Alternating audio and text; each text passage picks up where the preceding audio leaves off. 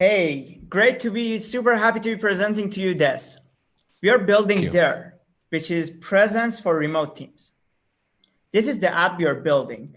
Your teammates, your list of teammates in your menu bar, but it's not static. You can interact with it and see their current status. Let's get back to the status later, but focus on how you can talk to them.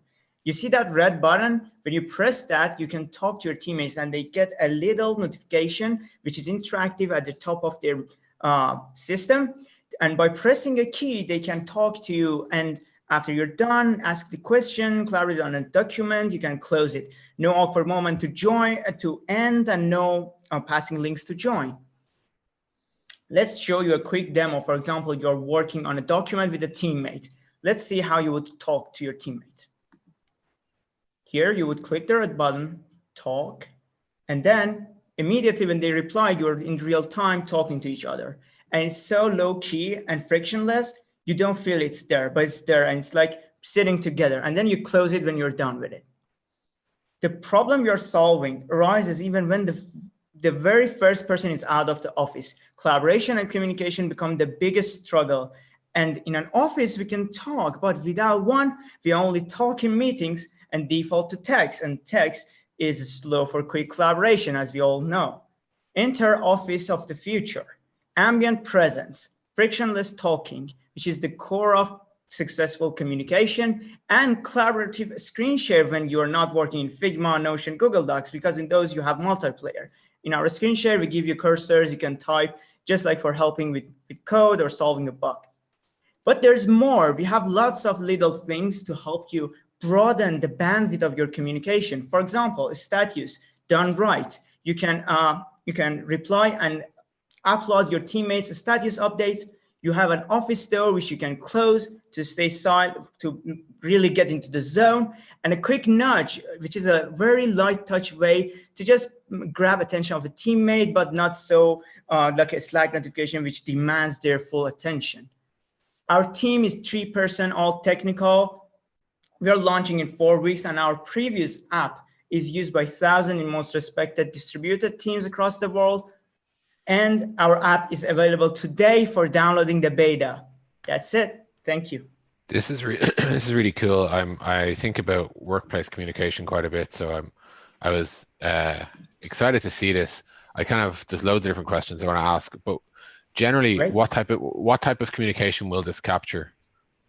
So on a scale of like project update through to, hey, let's go for coffee or whatever.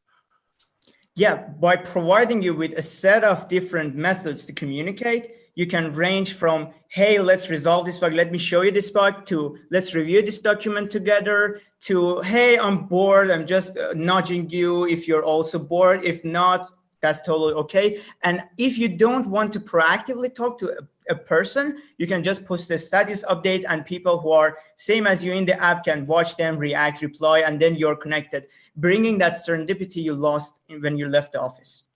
I like the idea of this being a layer. I think like as in it exists independent of all tools. I think there's a lot of strength you get from that.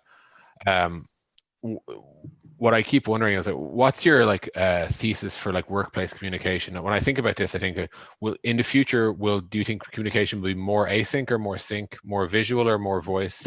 More text. That's awesome. Glad you asked. You asked.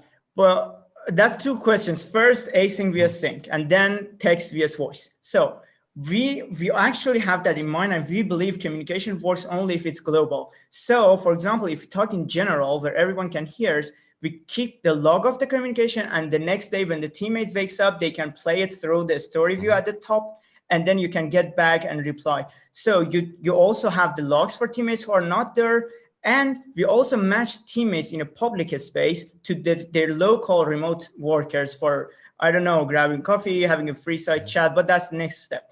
And so we are magically, you can both have async conversations and sync, but mainly the real quick collaboration happens when you both are, when you have 1 hour overlap, we want to make the best out of it. So just like us.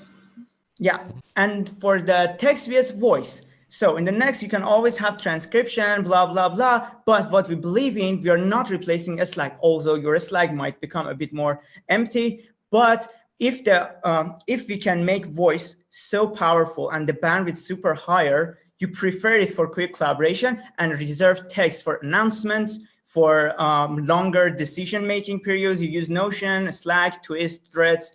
You keep all those tools. We're not replacing them. But when you want to really, how many times you get text? Like, let's quickly resolve this on a call. Can you give me a Zoom link? We are perfect for that, for those moments too. Do you think you'll have to recreate a lot of Slack over time? Would you have to add channels and groups and all that sort of stuff, or?